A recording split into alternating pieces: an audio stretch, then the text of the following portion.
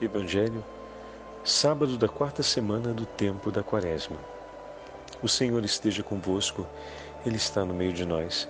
Proclamação do Evangelho de Jesus Cristo, segundo São João. Glória a vós, Senhor. Naquele tempo, ao ouvirem a palavra de Jesus, algumas pessoas da multidão diziam: Este é verdadeiramente o profeta. Outros diziam: Ele é o Messias. Mas alguns objetavam: Porventura o Messias virá da Galileia? Não diz a Escritura que o Messias será da descendência de Davi e virá de Belém, povoado de onde era Davi? Assim houve discussão no meio do povo por causa de Jesus. Alguns queriam prendê-lo, mas ninguém pôs as mãos nele. Então os guardas do templo voltaram para os sumos sacerdotes e os fariseus, e estes lhes perguntaram: Por que não o trouxestes? Os guardas responderam: Ninguém jamais falou como este homem. Então os fariseus disseram-lhes: Também vós vos deixastes enganar? Por acaso algum dos chefes ou dos fariseus acreditou nele? Mas esta gente que não conhece a lei é maldita. Nicodemos, porém, um dos fariseus, aquele que já tinha encontrado com Jesus anteriormente, disse: Será que a nossa lei julga alguém antes de ouvir e saber o que ele fez? Eles responderam: Também tu és Galileu, porventura? Vai estudar e verás que da Galileia não surge profeta. E cada um voltou para sua casa. Palavra da salvação. Glória a vós, Senhor. Sábado da quarta semana do tempo da Quaresma, em nome do Pai, do Filho e do Espírito Santo. Amém. Queridos irmãos e irmãs, após celebrarmos a solenidade de São José, a Santa Liturgia nos leva até o 7º capítulo do Evangelho de São João. E nós temos no Evangelho de hoje a multidão como personagem que aparece confusa diante do testemunho de Jesus. Diz o texto: Naquele tempo, alguns que tinham ouvido as palavras de Jesus diziam no meio da multidão.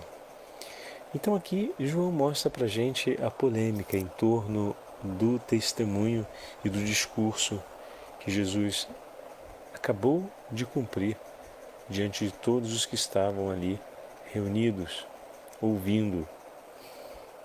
E no meio da multidão se levantam 3 identidades.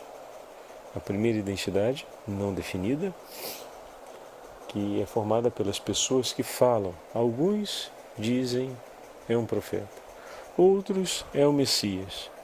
Outros questionam: poderá o Messias vir da Galileia? Não diz a Escritura que o Messias será da linhagem do rei Davi e virá de Belém? Houve discordância. Mas há 2 concordâncias que aparecem no texto. Muito bem, eu falo da segunda por primeiro, a de Nicodemos. Nicodemos, assim como os discípulos, que não aparecem citados nesse trecho do Evangelho de João, mas cuja presença subentende-se como os primeiros ouvintes de Jesus, estão sobre a mesma trilha daqueles que, acolhendo o testemunho, se perguntam ou colocam diante de si a questão: esse verdadeiramente é o Filho de Deus? E olham para Jesus acreditando nos sinais que ele realiza, acolhendo a sua palavra e perseverando na sua companhia e na escuta atenta a seus ensinamentos. Então, Nicodemos representa esse grupo e se coloca diante dos fariseus, um outro grupo, para chamá-los ao caminho da verdade. Nicodemos recorda para eles o que diz a lei a respeito das questões que precisam ser definidas. É preciso que se escute a pessoa antes que se estabeleça um julgamento. A atitude de Nicodemos é uma atitude extremamente digna e importante. Ele está na busca da verdade. Nicodemos, que visitou Jesus, recolheu um testemunho pessoal do Senhor. O próprio Senhor disse que o seu coração estava muito próximo do reino dos céus. E não apenas isso, meus irmãos e minhas irmãs, aquela visita de Nicodemos recolheu para nós uma das declarações mais belas do inteiro Evangelho de São João. Deus amou de tal forma o mundo que enviou o seu Filho único para que todo aquele que nele crê seja salvo e tenha vida eterna. Foi aquela visita às escondidas de Nicodemos, ainda marcada pela sua insegurança, pelo seu medo de ser acusado pelos seus iguais a respeito da sua proximidade com Jesus e com isso perder a chance discreta de estar junto com o Senhor e de poder falar desse Senhor para outras pessoas. Não como alguém que ouviu a seu respeito, mas como alguém que ouviu com respeito o que ele disse.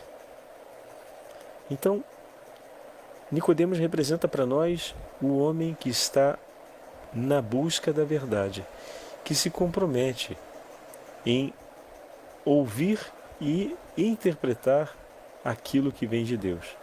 Existe algo importante para mim, sim, aquilo que Deus fala, aquilo que Deus me apresenta, aquilo que o Senhor Onipotente traz ao meu conhecimento. Essa é a imagem de Nicodemos, uma imagem na qual nós nos encontramos, ou somos chamados a estar presentes também. E temos falado bastante sobre isso, e ontem, recordando a memória solene, a solenidade de São José, vimos a beleza desse testemunho também em São José, que acolhe a palavra do Senhor. A palavra do Senhor é prioridade na sua vida. E todo o seu agir é um agir segundo a palavra. E é tão importante a palavra do Senhor, e ela é tão presente na vida de São José, que não precisa de uma outra palavra sua, basta a palavra do Senhor. E o seu agir é o que se dá a conhecer. Um homem que age segundo a palavra, que vive segundo a palavra, que tem no coração a força e o coração completamente preenchido por essa palavra. Nicodemos estava nessa estrada. Mas os outros personagens que aparecem são aqueles que trazem uma unanimidade. Como assim, padre? A multidão estava dividida, eram várias opiniões. Nicodemos ainda buscava a verdade, estava se aproximando de Jesus, queria conhecer mais o Senhor para anunciá-lo, porém, era um discípulo, digamos assim, à distância, ainda sob o constrangimento de ser interpretado publicamente como um verdadeiro discípulo de Jesus. Era um discípulo que ainda mantinha uma distância de segurança, não aqui por uma falta de força interior.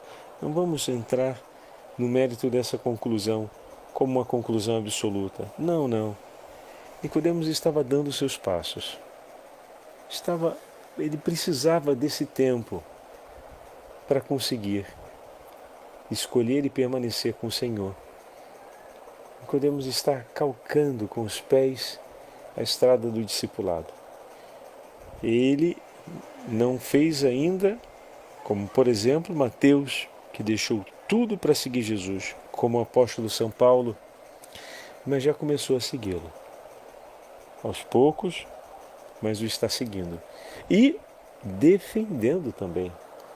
Não defendendo o Senhor de falsas acusações, mas defendendo o que o Senhor ama, a lei de Israel, que foi entregue pelo Pai para que os homens pudessem chegar até Cristo. Nicodemos está defendendo o cumprimento da lei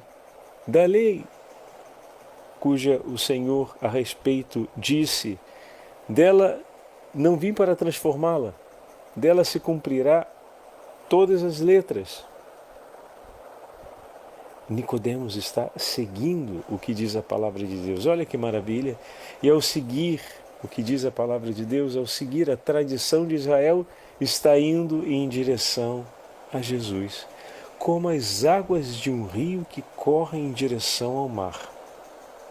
E Nicodemos começa a chegar na foz, nesse grande deságue do infinito oceano do amor de Deus, e está em Cristo.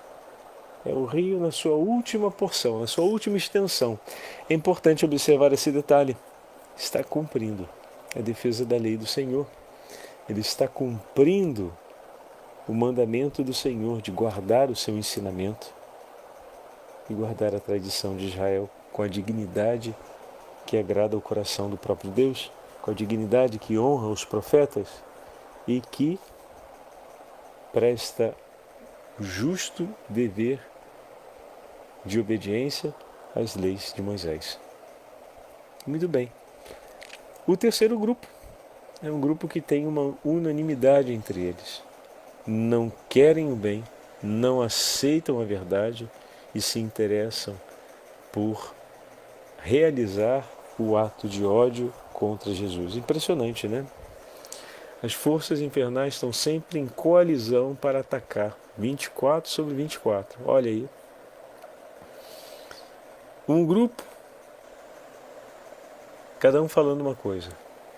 O outro grupo, o segmento discipular do Senhor, mas em momentos distintos. Nicodemos em um momento, os discípulos que não aparecem no texto em um outro momento, mas convictos, fortes e coesos, são os inimigos de Deus.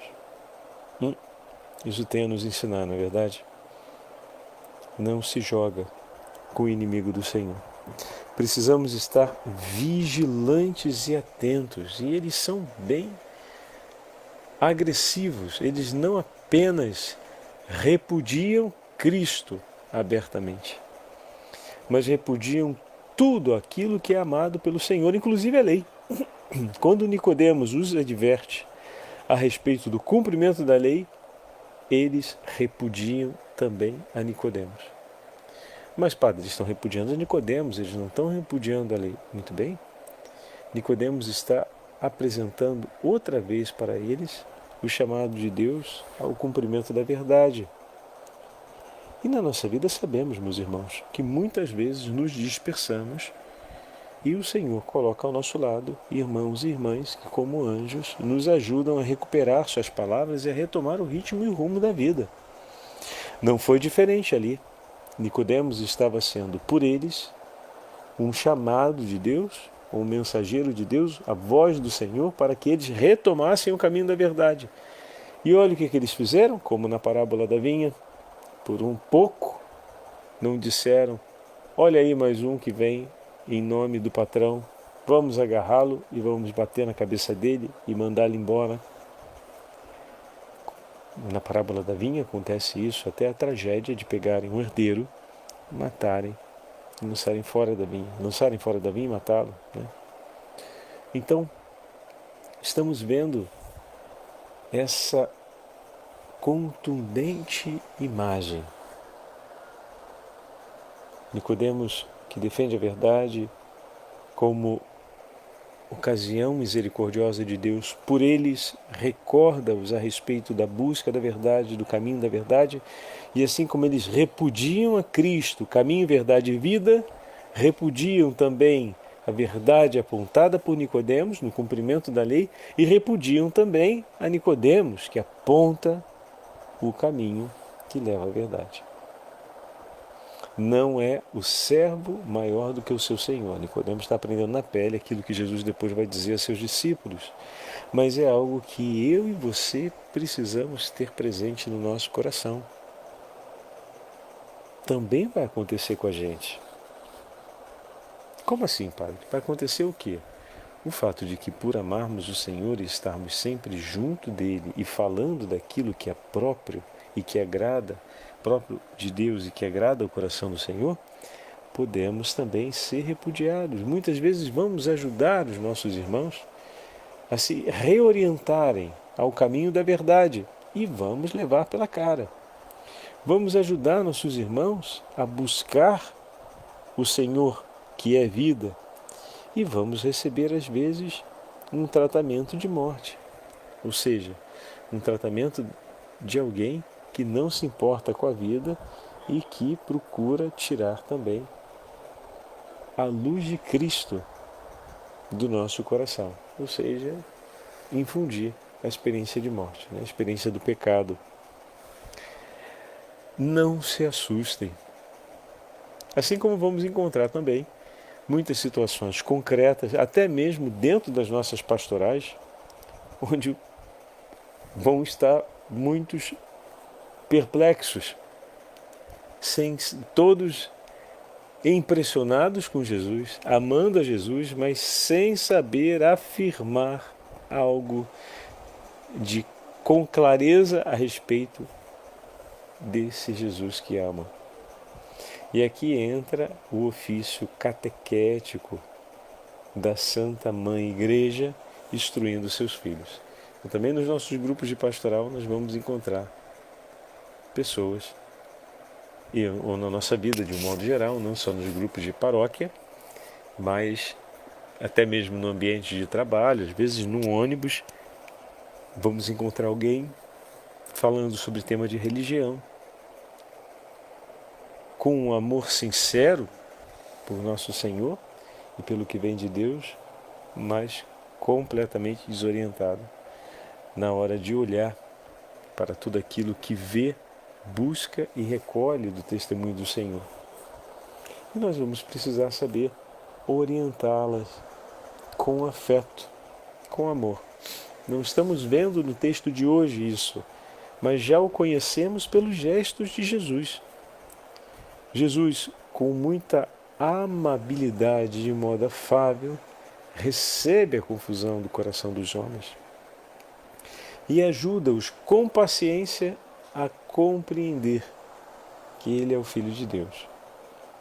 Aos discípulos ele pergunta e depois os orienta, mas sobretudo com os testemunhos e o ensinamento vai ajudando-os a compreender até que se complete o mistério da paixão, morte e ressurreição, e por obra do Espírito Santo, que foi derramado, eles enfim compreendam todo o mistério da revelação. Mas é interessante olharmos para Jesus nesse momento concreto do texto. Jesus não parece estar muito preocupado com essas três realidades que se passam entre os interlocutores apresentados por João. Por quê, Padre? É descaso de Jesus? Absolutamente não. Porque o Senhor sabe o movimento e o tempo que cada um vai precisar fazer.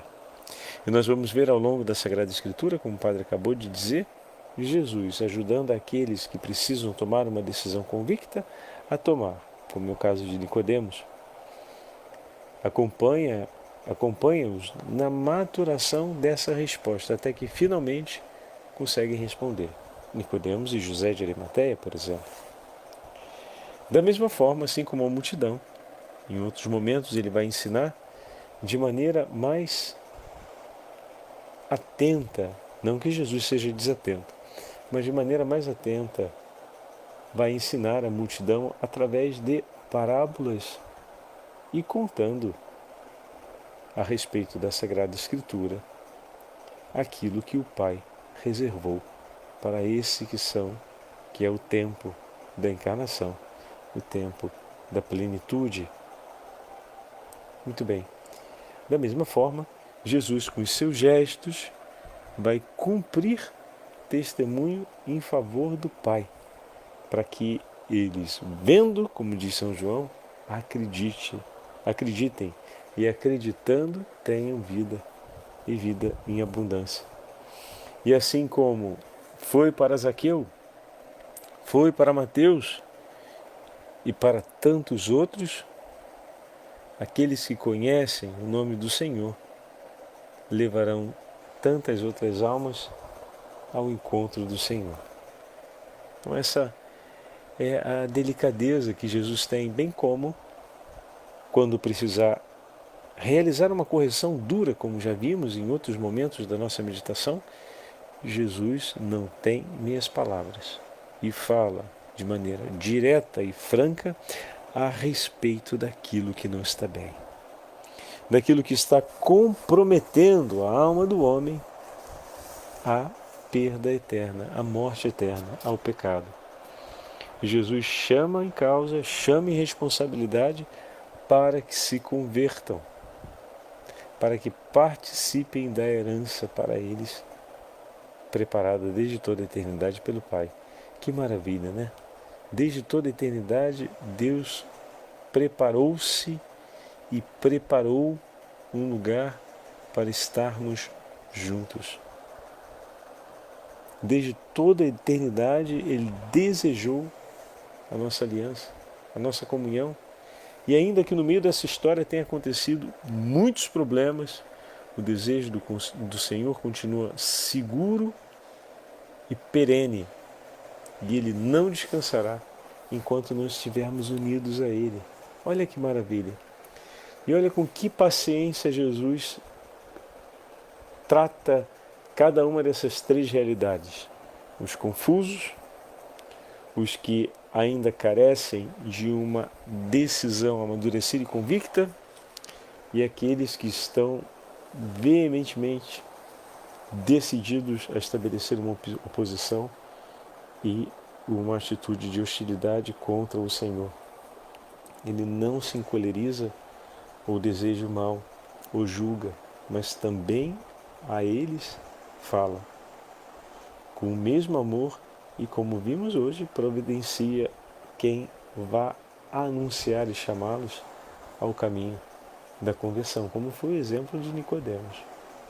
Que o bom Deus nos abençoe, meus irmãos, para que nós possamos em tudo, em todos os momentos, buscar a sua palavra, honrar o seu santíssimo nome e termos uma convicta decisão de seguir Jesus aonde Ele for.